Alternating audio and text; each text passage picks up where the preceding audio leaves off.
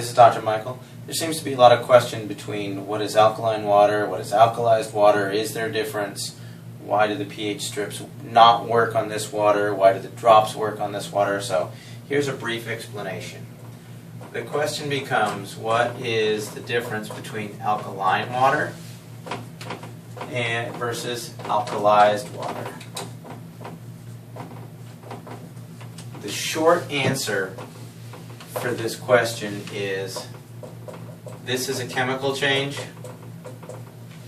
this is an electrical change. If you were to use your pH strips, like for a pool, and they test the chemicals and the water comes out at, say, 4.5.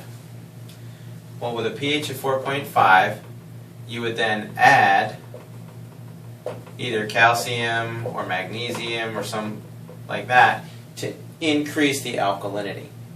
What the pH strips, if you will, are looking for is they're actually known as chem strips, which means they're looking for a chemical composition change. If you take the water from the SD501 and you use a pH strip, your before and after will be the same. If you take any type of table water, whatever other machines, and you're getting a change in the chem strips, it means that you've added the calcium and magnesium, and now you get an 8.5 water because of the chemical change in the water. That is therefore by definition to be truly alkaline water by all scientific standards that we use today. However, when you start to compare this to alkalized water, what's going on is there's an electrolysis process, and basically it's shocking the water. It takes an enormous level of energy to do a process that is called the dissociation of water. And you can Google that. Basically, it's the process by which you take water and you lend it to a hydrogen ion and a hydroxyl ion. The hydroxyl gives you a free electron that you can use to be a free radical scavenger. But when this process happens, basically there's an array which has a negative side and a positive side. This will attract the hydrogen ions. The hydroxyls will come over here. Well, when this happens, because they're so unstable, what they will do is they will instantly convert to H2, which is hydrogen dissolved in water. So then you end up with an H2 molecule and a couple of hydroxyls. Because this ratio changes electrically, you'll get a rise in your pH. There's no chemicals added. There's nothing they're taken or added to the water. It is strictly a requirement of power, which is where this unit comes in.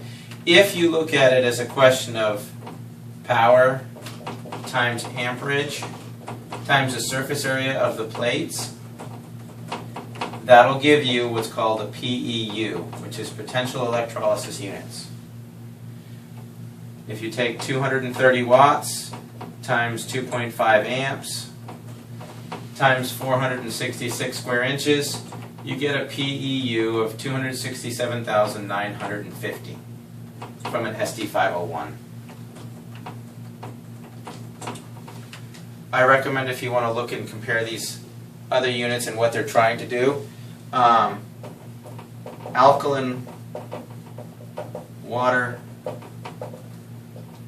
Plus has a great website. It's actually a competitor's website, and it proves the power output. Most of the units there have 110 watts times a half amp, and the standard plate size is 117 square inches, which gives you a PEU of 6,435, or approximately 2.4% of this power. Because it doesn't have enough power to create the dissociation of water, they have to add calcium and or magnesium to change the water supply. When that happens, you then run the risk of all the dangers that are associated with alkaline water, because if you keep adding these things into the system, they can in fact affect blood pH. That's why people say, oh, alkaline water can be dangerous, you got to be careful not to do too much, you might alkalize the system. If this builds up in the bloodstream, you will change your blood pH, and that can create a lot of health issues. Alkalized water, on the other hand, doesn't add any chemicals. It's not going to stress, for instance, the stomach when you drink it. The stomach is going to be looking for this to neutralize it. It is not looking for this right here.